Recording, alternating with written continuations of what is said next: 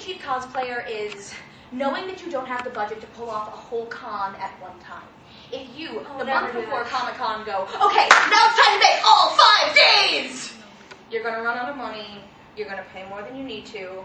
You're going to not sleep for multiple days on end, and that's going to make you end up like yes. Don't do what I did. Don't be a procrastinator. Stick to the spreadsheet. I make spreadsheet schedules, and sometimes I ignore them. But think a couple months in advance. Always be thinking what you want to do next. We've been making Firefly for, what, 2 years? About a year. And slowly we collect pieces. You say, hey, Grandma, my birthday's coming up. I don't want a cat sweater. See these nice boots? These boots, that might be my Firefly cosplay?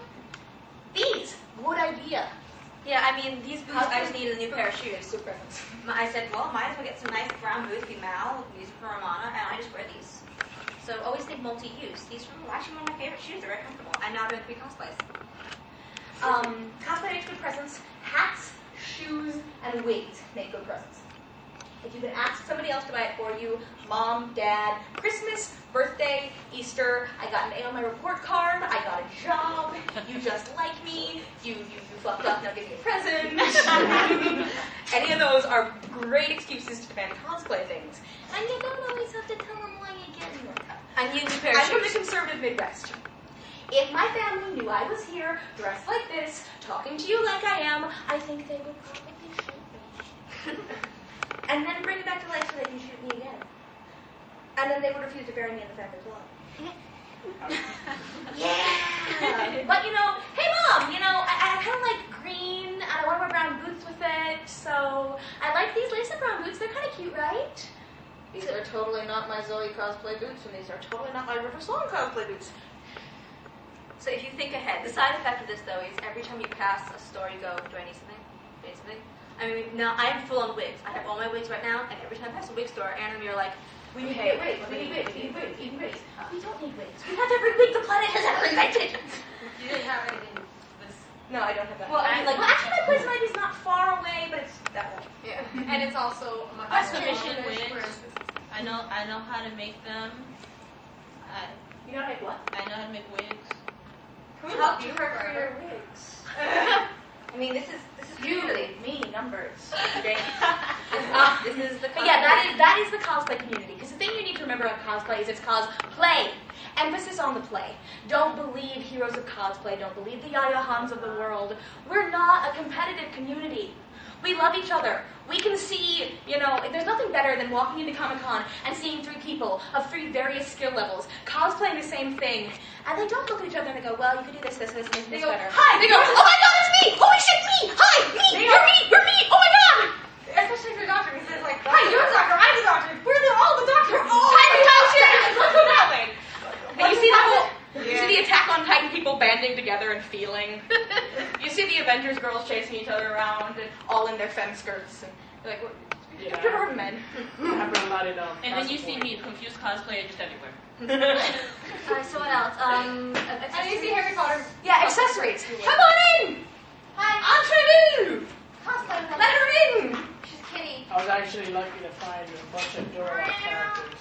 Come in, Hello Kitty. Oh, come in, Hello Kitty. We're just talking about accessories. So, accessories. I saw somebody playing BTS, but I'm not sure. No, you just had that one. Yeah, that's why I wasn't sure. You look like Eddie. Yeah. Accessories are a visage. A massive visage. Oh, one more thing I want to say. Before we go into this, I recently discovered something that if you go to like a lot of those little stalls in the street or in Chinatown, you can haggle as long as you have cash. Oh yeah. And then you save a couple of dollars. So like these belts, I actually have more. Oh, here they are. And I have them on my leg, but you can't see it. The guy's like, $8. I'm like, 5. He's like, like it, girl, you can haggle. And then you save $3, and you get 2 plus 1 is enough.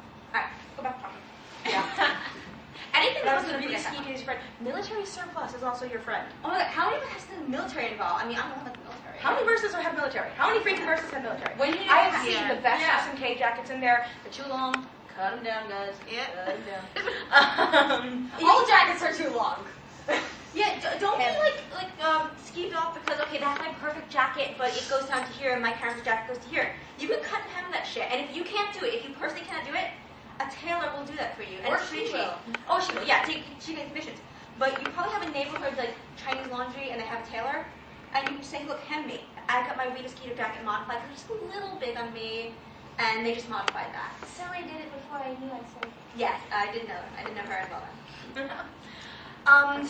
But when you're doing hems, a lot of times, okay, if you want to save money on a hem too, you're going to end up with a single sheet of fabric, and sometimes a single sheet of fabric sews. So I'm going to go around with this. It's called a rolled hem. You take your raw edge, you roll it in, you fold it over again. It keeps you from having to buy lining fabric, which keeps your costs down again, because I'm cheap, broke, and lazy.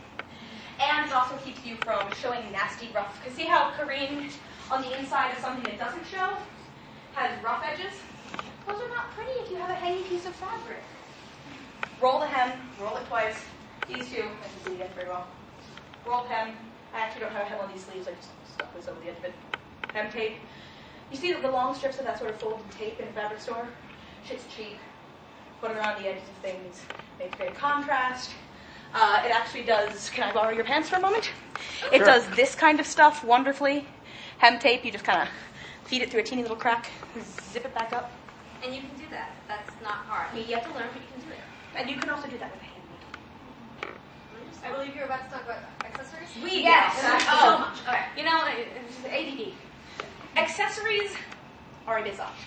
Accessories are going to oftentimes be your splurge. But accessories are often things you can trade or make. And you might even have them. Who knows? Yeah. I'm a little obsessed with H.G. Wells from Warehouse 13. And by a little obsessed, I mean, holy shit, H.G. Wells from Warehouse 13, guys. And she has these earrings. They're these little gold loops with teeny little oblong pearl drops. Oh, Find them. The Odyssey. I frickin' dare you to find them. Because they don't exist anywhere. And two of my characters wear them. I'm concluding they were made in England in some way. I did find one pair for $356. So that's not happening. That made me sad. And so one day we're walking through a bead store, we're looking for, Y'all know the trimming district, right? Like Yeah. 6th Avenue? those little Chinese bead stores. They're actually, You know, I'm just going to go out here and say side to your friend. If there's a store on, like, a main street, it's probably expensive. If you turn the corner, there's going to be a little one, and it's going to be the same shit, but cheaper. Just general although you may not be able to talk to the owner. You learn to do this a lot. No, not that. No, this is how much money I'm giving you. That's it. You learn real fast crude But science. sometimes they give you, like, discounts. Yeah, just size just no. It's generalization, not always But, true, but yeah.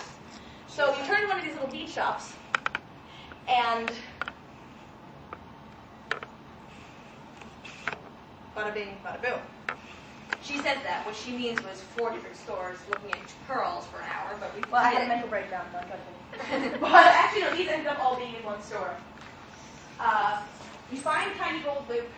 You find a little piece of gold wire. You find a whole string of pearls. The whole thing comes to $20, and then you can start selling them on Etsy for a lot more than that. There's also the fact that, again, And you have the accessory. Also, look at what you have. Because at Steampunk Jupiter, one of the many, many things that went into doing Steampunk Jupiter was, I have this tiara sitting around. It's supposed to go on the other way, and it matches my red fair dress. I was looking at it going, I could totally do that. Not everything has to be worn the way you think it has to be worn. Belts go everywhere. Belts go everywhere. Belts Like are your everywhere. arms. I see that.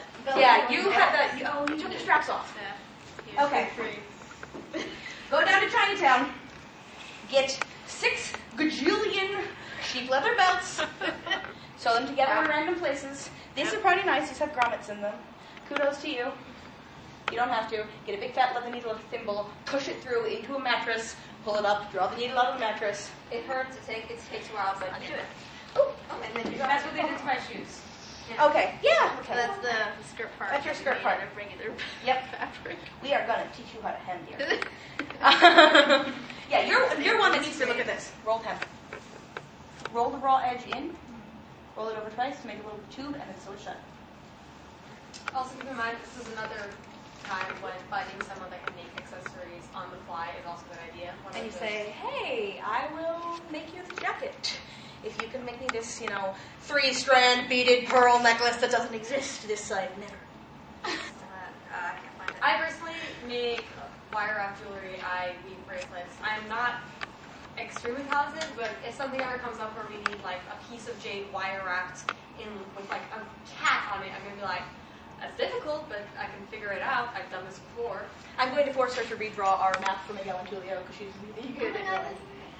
Oh yeah, and if you need props that involve like art, you don't need a cosplay friend. You just need to find someone that can.